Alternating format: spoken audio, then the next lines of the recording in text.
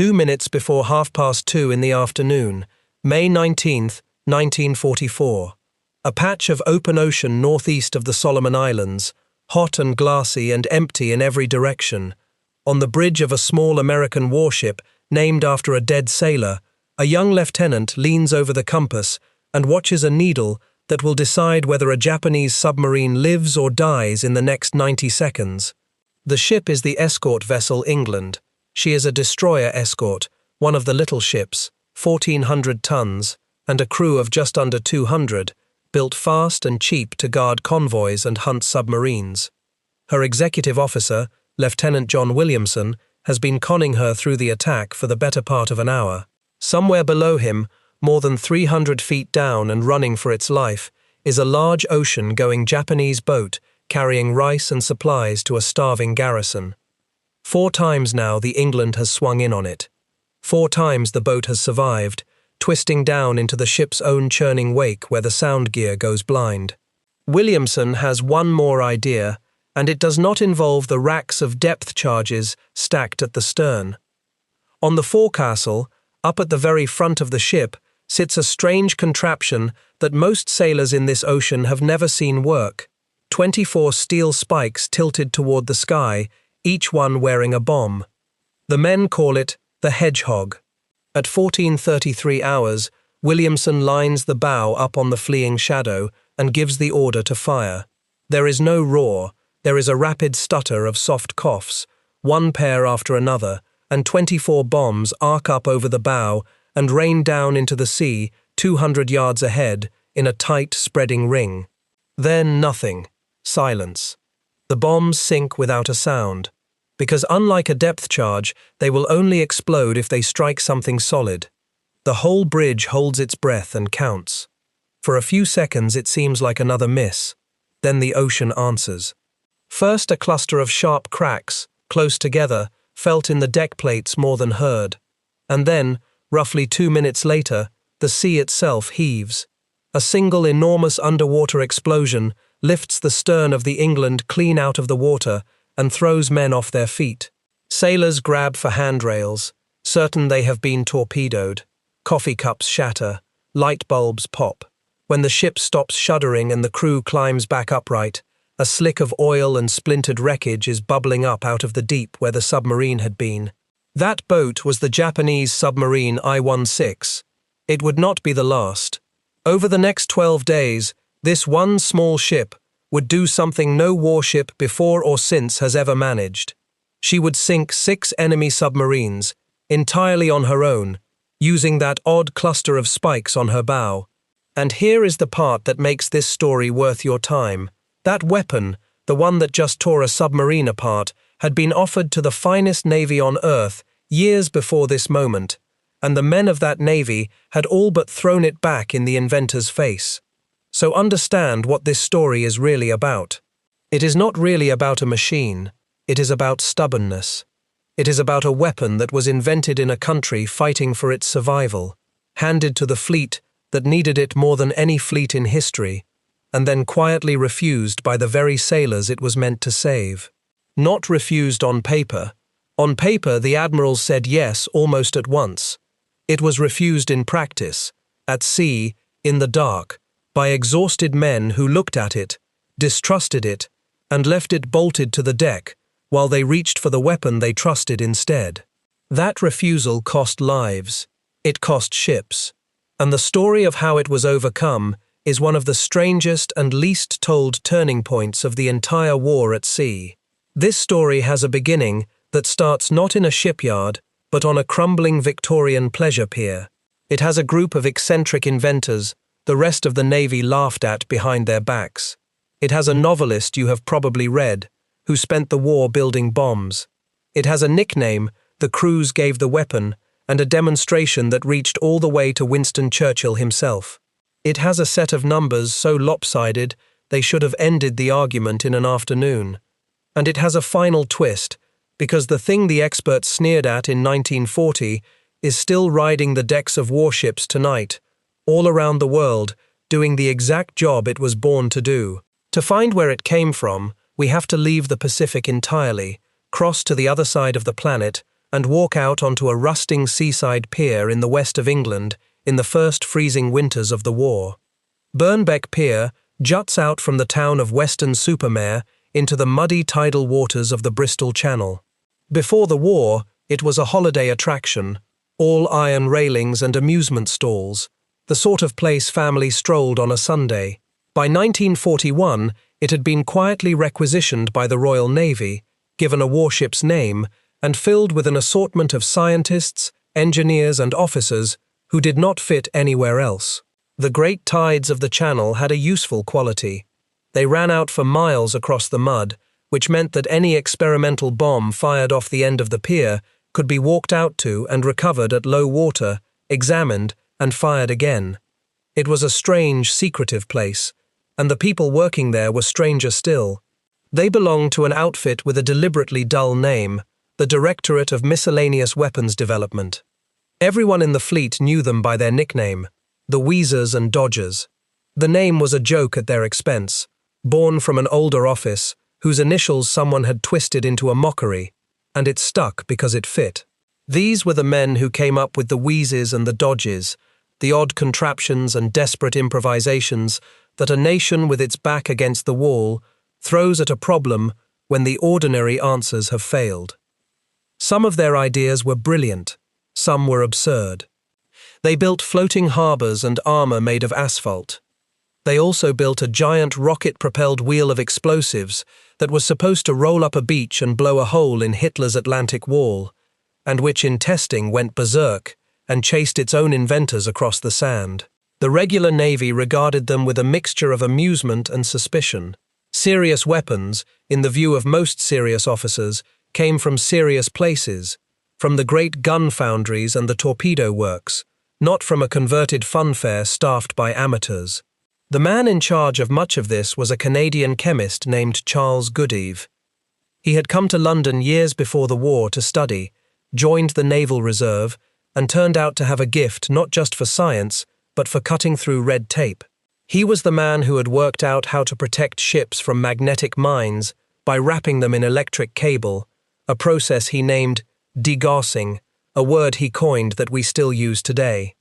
His work on the magnetic mine had already saved a great many ships, some of them among the little vessels that crossed to Dunkirk to bring the army home. Around naval headquarters there was even a phrase for his particular talent for getting the impossible done despite the paperwork. They called it doing a Goodeve. He was exactly the sort of person the ordinary system produces by accident and then does not quite know what to do with. That is worth sitting with for a moment, because it is part of why this weapon almost did not exist. A great military organization is built to do things properly, through the correct channels, by the established experts, and most of the time that is exactly how it should be. But a system like that is not good at strange ideas. It is not good at a bomb thrower with no barrel, dreamed up by an army eccentric, adapted by a chemist and a novelist on a seaside pier. Ideas like that have no proper home. They survive only if a few oddly placed people with just enough authority decide to protect them. The Hedgehog was such an idea, and the Wheezers and Dodgers were the strange little corner of the Navy where it was allowed to grow.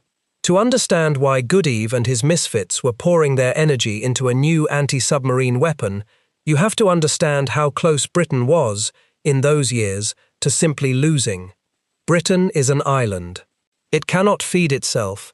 It could not, in those years, fuel itself or arm itself without a constant river of ships crossing the Atlantic from North America, carrying food and oil and steel, and eventually the American army that would liberate Europe. Cut that river, and Britain starves and surrenders, and the war in the West is over before it truly begins. Winston Churchill understood this with total clarity. Years later, writing his history of the war, he confessed that of all the dangers Britain faced, the one that truly frightened him was not invasion, not the bombing of the cities. It was the U-boat, the submarine that could sink the ships and cut the lifeline. And in the middle years of the war, the U-boats were winning.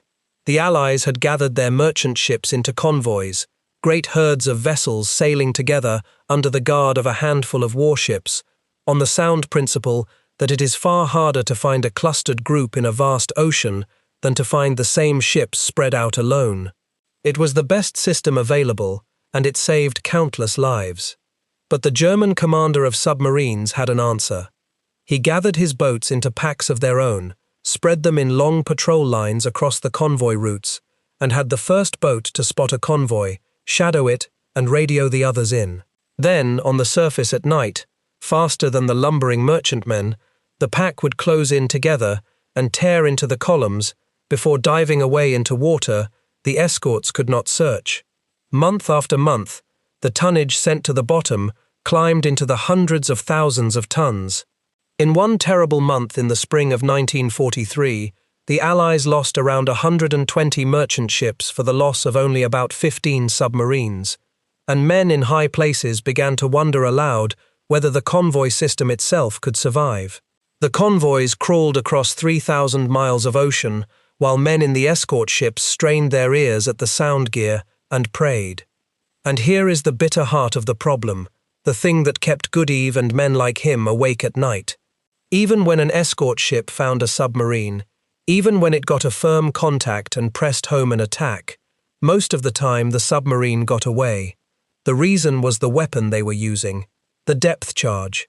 For a quarter of a century, the depth charge had been the only real answer to a submerged submarine, and by the middle of this war, its weaknesses had become deadly. A depth charge is, in the simplest terms, a barrel of explosive rolled off the back of the ship. It sinks, and a pressure switch inside it detonates it at whatever depth the crew has guessed the submarine might be. Read that again. Whatever depth the crew has guessed. The charge did not need to hit the submarine. It relied on the shock wave punching through the water to crush the hull.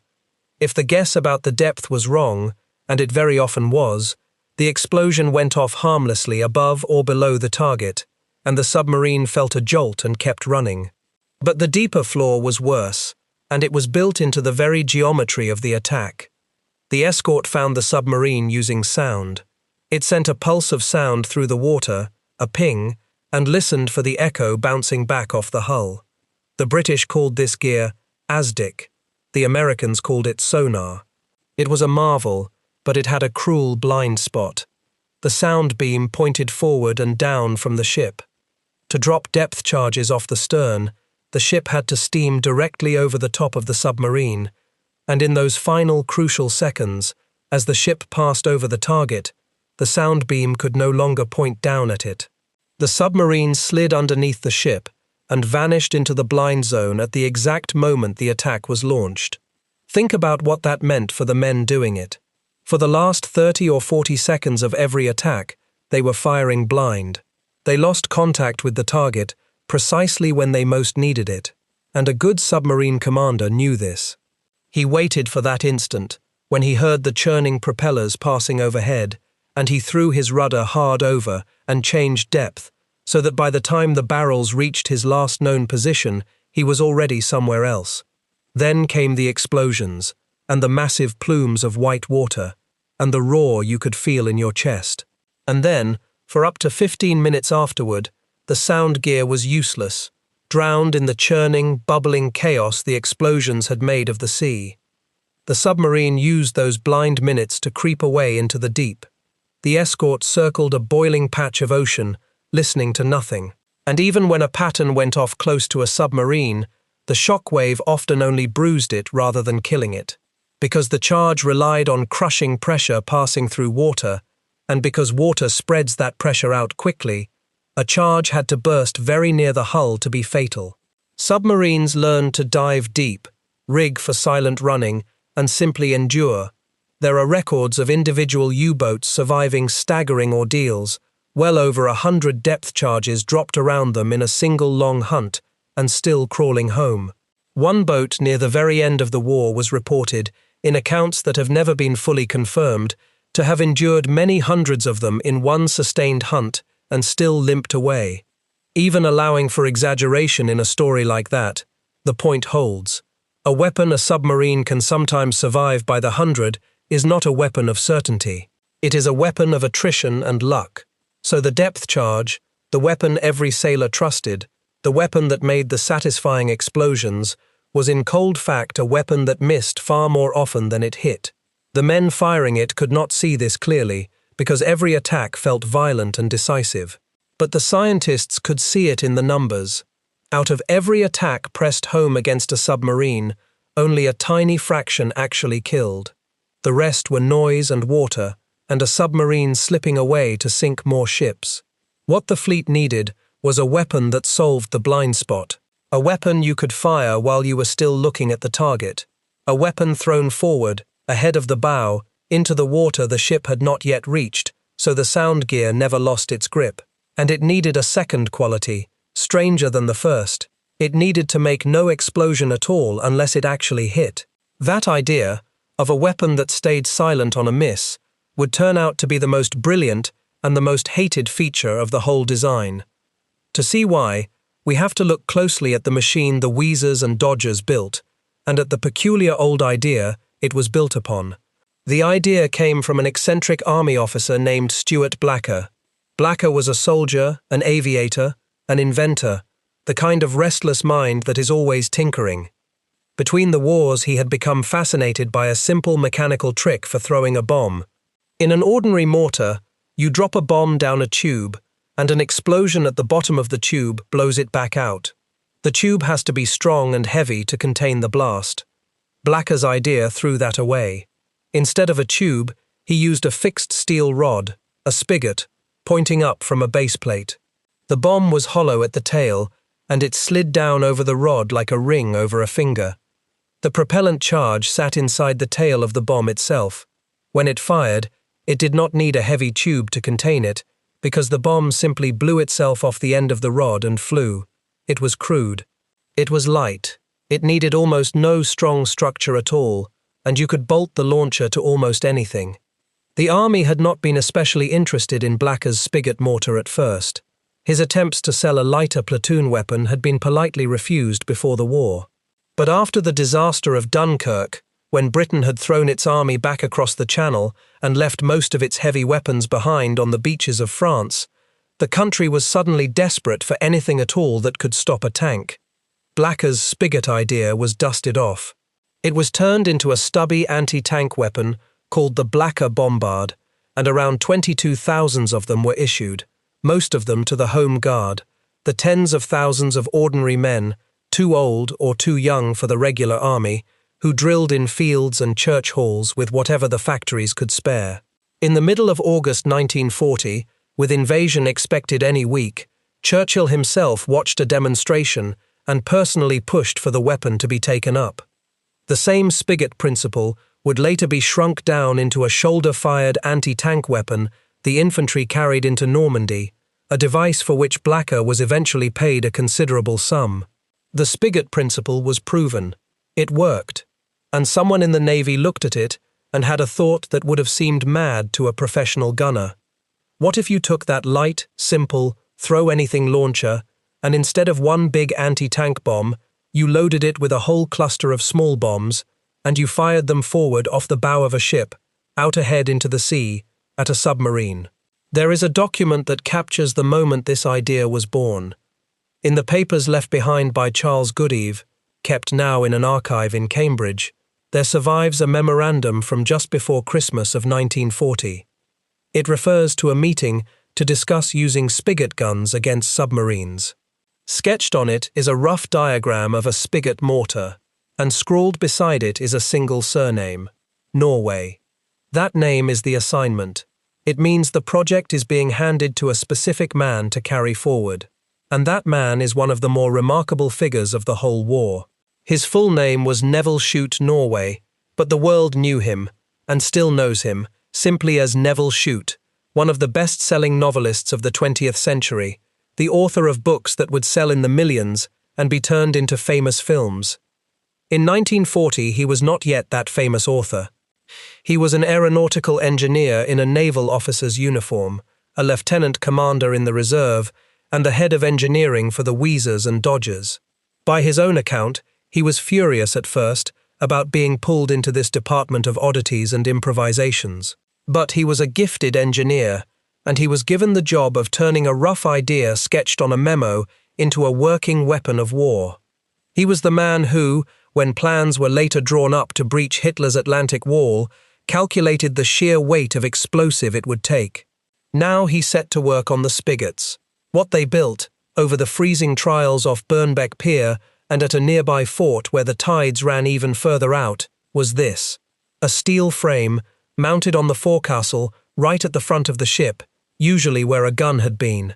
On the frame stood 24 spigots, arranged in rows, tilted up and angled cleverly so that the bombs they threw would spread out and then converge. Each bomb weighed around 65 pounds and carried a warhead of about 30 pounds of TNT, and in the better later versions, 35 pounds of a more powerful explosive called Torpex. The bombs were fired in a rapid ripple, in pairs, split fractions of a second apart, the highest arcing ones first, so that despite being fired in sequence they all struck the water together. They flew out about 200 yards ahead of the bow and came down in a ring roughly 130 feet across. Because they entered the water nose first and were shaped to sink fast, they plunged downward at more than 20 feet every second, roughly 3 times the speed of a sinking depth charge, so they reached the depths where a submarine hid in well under 10 seconds. The whole mounting had another quiet advantage that came straight from Blacker's spigot idea. Because the bombs blew themselves off the fixed rods, rather than being fired from heavy barrels, the launcher was relatively light, and the recoil was gentle and spread out across the staggered ripple. That meant the deck underneath did not have to be reinforced with tons of extra steel. The Hedgehog could be bolted onto ships that already existed, retrofitted into the crowded forward decks of destroyers, frigates, sloops, and the little convoy corvettes, without rebuilding them. On the smallest escorts, where the crew could not bear to give up their one forward gun, the weapon was sometimes split into 2 halves of 12 spigots each, mounted on either side, so the gun could stay. A crew could reload the whole cluster of 24 bombs by hand in around 3 minutes. Later versions grew more refined still.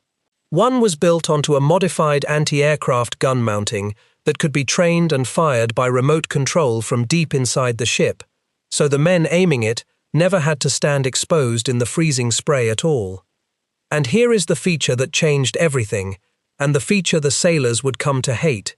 There was no depth setting, there was no guessing. Each bomb carried a contact fuse in its nose. It would not go off in the water, it would not go off near the target. It would only go off if it physically struck something hard, like the steel hull of a submarine. 23 of the bombs could plunge harmlessly into the empty sea and sink forever in total silence. But if even one of them touched the hull, it detonated, and one hit was very often all it took to open a submarine to the sea and send it to the bottom. Now put those 2 qualities together and see what the Wheezers and Dodgers had actually done. They had solved the blind spot. Because the bombs were thrown forward, out ahead of the bow, the ship never had to pass over the submarine to attack it. It could fire while still steaming straight at the target, with the sound beam locked on, watching the whole time, right up to the moment of firing. And because the bombs made no explosion unless they hit, a miss did not churn the sea into useless foam.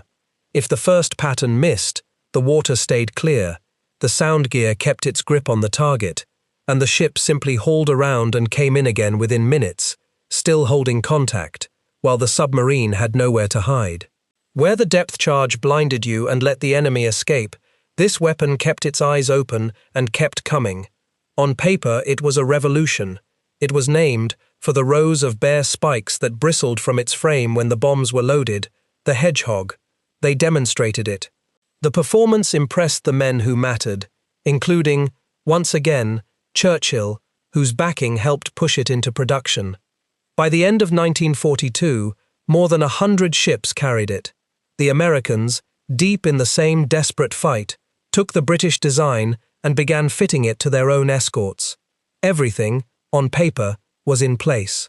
A war-winning weapon, invented, tested, approved at the highest level, and going to sea.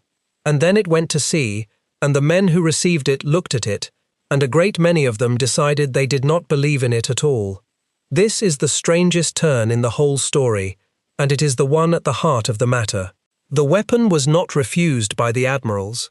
The admirals had said yes. It was refused, in the only place that mattered, on the heaving decks of the escort ships in the middle of the ocean, by the tired and frightened men who actually had to fire it. And their reasons, when you understand them, are painfully human. Put yourself on that deck. You have been at sea for weeks. You are cold, soaked, and exhausted. You are hunting a thing that is trying to kill you and everyone in the convoy behind you. You finally get a contact, a firm echo pinging back from the deep, and every nerve in your body is screaming to do something violent about it. With a depth charge, you get that release. You roll the barrels off the stern, and moments later the sea erupts in a wall of white water and a shock you feel through your boots. Whether or not you actually hit the submarine, it feels like an act of war. It feels like fighting back. It sounds and looks like winning. Now fire a Hedgehog instead. 24 bombs cough off the bow and vanish into the sea. And if you miss, absolutely nothing happens. No roar, no plume, no shudder. The bombs sink into silence, and the sea stays flat and empty and mocking. To a frightened crew, a silent miss did not feel like a near thing. It felt like a broken weapon. It felt like the thing had failed to fire at all. Men came to believe, deep in their gut, that the Hedgehog simply did not work, because working weapons, in their experience, made noise. The very feature that made it deadly, its refusal to waste itself on the empty ocean, was read by the men firing it as proof that it was useless. And the early results did nothing to argue them out of it. The weapon had real teething troubles in its first year at sea. It was mounted low and forward, where the freezing spray and the great Atlantic swells drenched it and fouled it. Firing circuits failed in the wet and salt, so that patterns came out ragged and incomplete. Aiming it well took training and practice that overworked crews had not been given. Manuals were thin or missing. There were accidents. On one ship, a bomb went off the instant it struck the water, when it should have stayed silent. In the autumn of 1943, another ship suffered a premature detonation of her own Hedgehog that badly damaged the vessel that fired it, an escort that at the time was trying to help a torpedoed ship and pull her crew from the sea. Stories like that travel through a fleet faster than any order, and they hardened the belief that this was a dangerous, unreliable toy. So in the first year, the men voted with their hands. Again and again they got a contact, and reached past the silent spikes on the bow for the trusty barrels at the stern. The Hedgehog sat loaded and unused while the depth charges roared, and the submarines, as often as not, slipped away. The kill rate in that first period was dismal, only around 1 in 20 attacks, barely better than the weapon it was meant to replace, and that poor number seemed to confirm every suspicion. The Refusal was becoming a self-fulfilling prophecy. The men did not trust it, so they did not use it properly, so it did not perform, so they trusted it even less. The situation grew so serious that the Royal Navy did something revealing. It effectively ordered its captains to stop refusing. A directive went out requiring the commander of a Hedgehog-equipped ship to file a written explanation of why, when he had gained an underwater contact, he had not used the weapon. Think about what that tells you. You do not have to order men to use a weapon they believe in. The Navy had a war winner bolted to the bows of its ships, and it was reduced to demanding paperwork to shame the crews into firing it. But orders and paperwork do not create belief. What finally began to turn the tide was something quieter and more intelligent. It came from two directions at once. The first was training. The Directorate that had built the weapon sent an officer out to the great escort base at Londonderry in Northern Ireland, where the Atlantic escort groups rested and refitted between the brutal convoy runs. His job was not to issue orders. It was to teach and to persuade. He gave talks to the crews, walking them through the successful attacks that had begun to happen, showing them exactly how a Hedgehog kill was made, taking the mystery out of the weapon and putting confidence in its place. He showed them that a silent miss was not a failure but simply a miss, that the weapon's genius was precisely that it let you try again at once, and that a single one of those quiet little bombs, placed right, would do what 100 roaring depth charges could not. Slowly, ship by ship, crew by crew, the belief began to take.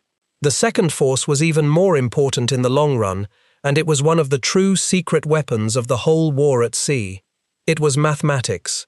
Britain had begun to gather teams of scientists, physicists, and statisticians and set them to studying the war itself as a problem to be solved with numbers. The field was called operational research, and its leading figure at the Admiralty was a brilliant physicist named Patrick Blackett, a man who would later win the Nobel Prize. Blackett and his teams did something that had rarely been done before. They treated combat as data. They gathered the reports from hundreds of attacks and picked them apart with cold arithmetic to find what actually worked, as opposed to what felt right. Their conclusions were often the exact opposite of what the fighting men believed, and this is the deep theme that ties the whole story together. In one famous case, a physicist on Blackett's staff named Evan James Williams studied the depth charges being dropped by aircraft on U-boats caught near the surface, and calculated that the crews were setting them to explode far too deep, out of a fear that the submarine had already dived away. Williams argued that the charges should instead be set to go off shallow, just below the surface, because the realistic target was a submarine still on the surface or only seconds under. The airmen resisted. It felt wrong. But when they were finally made to do it, the number of submarines destroyed shot upward. The counterintuitive answer, the one that felt wrong to the man in the cockpit, was the correct one. The Hedgehog was the same lesson in a different form. The silent miss felt like failure, so the men rejected the weapon. But the numbers, once enough attacks had been gathered and studied, told a story the feelings could not. When the Hedgehog was used correctly, by a crew that believed in it and pressed home its attacks the way the weapon was designed to be used, it did not kill one submarine in 20, it killed closer to 1 in 5. It was not a broken toy. It was, per attack, something like 10 times more lethal than the depth charge the men loved. The math did not care how the misses felt. It only counted the kills. The Hedgehog was not the only answer to the blind spot problem in those years, and it is worth understanding the other one, because the contrast reveals just how clever the weapon really was. The finest submarine hunter the Royal Navy ever produced was a captain named Frederick Walker, known throughout the fleet as Johnny Walker, who commanded a group of escort ships built for one purpose: to find U-boats and destroy them. Walker attacked the same problem the Hedgehog attacked, the fact that a lone ship went blind in the final seconds of a depth charge run, but he solved it with teamwork and nerve instead of machinery. In his method, which he called the creeping attack, one ship hung back well behind the submarine, 1,000 yards and more, holding it steadily on the sound gear the whole time. A second ship crept forward very slowly and very quietly, its own sound gear switched off so the submarine's crew could not hear the telltale pinging closing in, guided entirely by radioed directions from the ship holding contact behind. When the creeping ship was right on top of the target, the directing ship gave the word, and a huge pattern of depth charges went down onto a submarine that never heard death coming. The slow, silent approach had a second benefit. It gave the Germans sound-seeking torpedoes nothing loud to home in on. Walker's group became the most successful U-boat killers of the war, sinking boat after boat. But look at what his method required. 2 ships working in perfect coordination, exceptional training, iron discipline, and a commander of rare genius. The Hedgehog delivered much the same result. A submarine killed while contact was still held, but it did it with a single ordinary escort and a device any competent crew could learn to use. Walker solved the problem with brilliance. The Hedgehog solved it with engineering, and engineering could be handed to 1,000 ships. And as the belief and the mathematics spread through the fleet, the kills began to come. It is worth pausing here to knock down one of the most repeated stories about this weapon, because getting history right matters more than telling a tidy tale. You will very often read that the first submarine ever sunk by a Hedgehog was a German boat destroyed by a British destroyer near the Azores in early 1942, on the weapon's first outing. It is a good story. It appears to be wrong. The most careful naval historians conclude that that particular submarine was actually forced to the surface by its own mechanical fault, and then finished by old-fashioned depth charges and by ramming, not by the Hedgehog at all. The standard reference works state plainly that the weapon scored no confirmed kill until late in 1942, after it had already been fitted to around 100 ships. The truth is less romantic. This was not a weapon that arrived and triumphed overnight. It was a weapon that arrived, was doubted, sat nearly idle for the better part of a year, and had to earn its place kill by hard-won kill. One of the cleaner early successes came in the spring of 1943, in the very worst weeks of the whole Atlantic battle, aboard the British destroyer Hesperus, under Commander Donald McIntyre, one of the most relentless escort commanders in the fleet. In late April, his ship gained contact with a U-boat while guarding a convoy and pressed home a Hedgehog attack that sent the German boat and its entire crew to the bottom. It was the kind of clean, decisive, single blow the inventors had promised, delivered by exactly the kind of skilled and confident crew the weapon needed. And it came at the hinge of the entire war at sea. Because in the spring of 1943, everything was converging.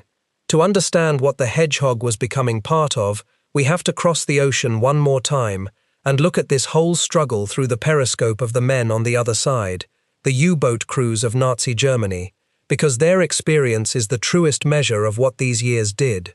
For the first 3.5 years of the war, the U-boat had been, for its crews, a fearsome but survivable way to fight. They called the early years the happy time. They surfaced at night, faster on the surface than the merchant ships they hunted, and picked off targets almost at will. The escorts were too few, their tactics were clumsy, and their weapons, as we have seen, mostly missed. A U-boat that was found could usually escape. The odds for a young German submariner were frightening but not yet hopeless. Then, across the winter and spring of 1942 to 1943, the sea turned against them, all at once, from every direction. The Allies had cracked the German naval codes and could often route convoys around the waiting packs. They had fitted their escorts and aircraft with a new kind of radar the submarines could not detect until it was too late, stripping away the darkness that had been the U-boat's cloak. They had built direction-finding gear that could pinpoint a submarine the instant it used its radio. They had closed the deadly gap in the middle of the Atlantic, where no aircraft had been able to reach, by sending very long-range bombers and small aircraft carriers to sail with the convoys themselves, so that now there was no stretch of ocean where a surfaced U-boat was safe from the sky. They had formed dedicated hunting groups of skilled escorts, whose only job was to find a submarine and stay on it, relentlessly, until it died. And into the hands of those escorts, they had put the ahead throwing weapon that could kill while keeping its eyes open. The result was a slaughter, and it came to a head in a single month. In the spring of 1943, the German packs threw themselves at the convoys in the greatest submarine battles of the war. In one of them, a westbound convoy was set upon by dozens of U-boats over several days and nights. Its escort group was led at first by a determined officer named Peter Gretton, and then, after his own ship was forced to turn back low on fuel, by Lieutenant Commander Robert Sherwood, with support groups rushing in to help. Between them, they fought the packs off and sank 7 of the attacking submarines, while losing only a fraction of the merchant ships. That battle is often marked as the exact moment the tide turned, the moment the hunters became the hunted. Then, across the whole month that the Germans would forever remember as Black May, the ocean swallowed their submarines at a rate they could not sustain. In that single month, the U-boat arm lost around 40 of its boats, close to a quarter of all the submarines it had at sea. Whole crews simply failed to return, and no one on land ever learned exactly where or how many of them had died. The commander of the German submarine force was Admiral Karl Dönitz, the man who had built the whole U-boat strategy and believed in it utterly. That same month, his own son was killed aboard a U-boat, lost with all hands. Dönitz looked at the casualty lists and made the only decision left to him. He pulled his submarines out of the North Atlantic convoy routes. He later admitted, in plain words, that they had lost the Battle of the Atlantic. The Germans did not simply give up after that. They poured effort into new weapons and new tricks, a breathing tube that let a submarine run its engines while staying hidden just below the surface, acoustic torpedoes that steered themselves toward the sound of an escort's propellers, and finally, a revolutionary new type of submarine, faster and deadlier underwater than anything before it. But the new type came too late, and in too few numbers to matter, and every other improvement was answered in turn. The moment of decision had already passed, in that dreadful May, and everyone who understood the sea knew it. The Hedgehog did not do that alone. No single weapon did. It was one instrument in a great orchestra of radar and code-breaking and air power and grinding, courageous seamanship. But it was the instrument that answered the specific, agonizing problem that had haunted men like Goodeve from the start. It was the weapon that turned a firm sound contact into a dead submarine, instead of into a boiling patch of empty water and another one that got away. And once the fleet believed in it, it did that job with terrible efficiency, across both great oceans, for the rest of the war. Which brings us back, at last, to that small American ship in the Pacific, and to the 12 most extraordinary days any submarine hunter ever had. By the middle of 1944, the lessons paid for in Atlantic blood had been fully learned, and the American Navy had them too. The Japanese, preparing for a great fleet battle to stop the American advance across the Central Pacific, had strung a line of their submarines across the ocean as a picket, a tripwire meant to spot and report the approaching United States fleet. What they did not know was that American codebreakers were reading enough of their signals to know roughly where that line of boats had been ordered to sit. 3 little escort ships were sent to walk down that line and destroy it. They were the England, commanded by Walton Pendleton, and her 2 sisters, the George and the Raby. The small group was led by a division commander named Hamilton Haynes, who sailed aboard the George. What followed was less a battle than a demonstration of everything this weapon could do in the hands of a crew that finally, completely, knew how to use it. We have already seen the first kill, the submarine I-16, torn apart on the 19th of May by that stern-lifting explosion. It was only the beginning. On the 22nd, the England found and sank a second boat. On the 23rd, a third. On the 24th, a fourth, the ship gaining contact in the small dark hours and destroying her target within minutes of the first attack. The pattern was becoming something the other crews could hardly believe. Find a submarine, run in with the sound gear locked on, ripple the spikes off the bow, and listen for the cracks and the killing explosion. On the 26th came the 5th, the England running in on a firm contact in the dark and destroying the enemy boat with all 53 men aboard it. By now the ship was running low on Hedgehog bombs, having spent so many of them so well.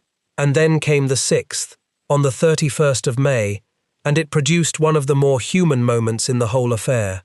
This last submarine was a stubborn, skillful opponent that had already survived attacks from several ships. Now, a whole cluster of American escorts, sisters and newcomers alike, took turns running in on it.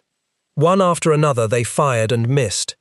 Haynes, watching the little England once again waiting patiently off to the side, finally gave up on the rest and sent her in with a resigned, almost exasperated order to just go ahead and finish it. She did. Her pattern found the hull, the sea heaved one last time, and the 6th Japanese submarine went down with all hands. 6 enemy submarines, 12 days, 1 small ship, and not a single one of the kills shared with anyone else. Nothing like it had ever happened, and in all the years since, nothing like it has happened again. The England was awarded the highest unit honor her Navy could give, and when the report reached the very top of the United States Navy, the officer commanding the whole fleet sent back a line that has echoed ever since, a promise that there would always be a ship named England in the United States Navy. The little escort had earned her place in history with a cluster of spikes on her bow that, only 2 years earlier, the sailors of 2 navies had been ordered in writing to explain why they would not fire. There is a hard coda to her story, and it belongs here because it is the truth. Less than a year later, in the spring of 1945, off the island of Okinawa, the England was struck by a Japanese suicide plane. The crash and its bomb tore into her and killed or carried away 37 of her men and wounded 25 more. She did not sink. Her crew fought the fires and saved her, and she limped away, but the damage was so severe that with the war ending, she was never fully repaired, and she was quietly retired before the year was out. The ship that had dealt death so cleanly to 6 enemy submarines paid, in the end, a heavy price of her own. That is what the war at sea was. Even the great triumphs were bought in blood. And now we come to the reckoning and to the strangest and most telling part of the whole story, because the account does not close in 1945. Set down first the cold measure of what this war at sea actually cost, so the weapon can be judged against the scale of the thing. Across nearly 6 years, Germany sent its submarines to sea and lost 783 of them. Of the roughly 40,000 men who served in that submarine force, close to 30,000 did not come home, 3 out of every 4. It was, by a wide margin, the highest casualty rate suffered by any branch of any service on any side in the entire war. On the other side of the ledger, the ships those submarines were built to destroy, the Allies lost around 3,500 merchant vessels and 175 warships, and more than 72,000 sailors and merchant seamen of the Allied navies and merchant fleets went to the bottom with them. This was the arithmetic of the battle the Hedgehog was built to win, and behind those merchant ship numbers were ordinary men who were not even sailors of any navy, the crews of the merchant marine, civilians for the most part, who signed on to carry the cargo across an ocean full of things trying to kill them. They had no guns to speak of, and no way to fight back. Their only real protection was the ring of escort ships around them, and whatever those escorts could do to a submarine before it fired. When you give that escort a weapon far more likely to kill on the first firm contact, you are not just sinking more submarines. You are letting more of those defenseless men live to see the far shore. Every submarine killed cleanly, on the first firm contact, was a convoy that got through, a cargo of food that reached a hungry island, an army that reached its beaches, and a crew of merchant seamen who went home instead of into the cold Atlantic. Now weigh the weapon itself.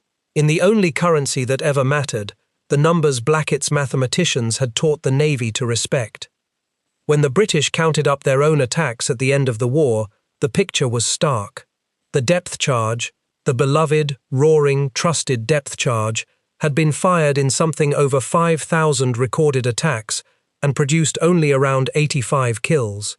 That is a ratio of roughly 60 attacks for every submarine sunk.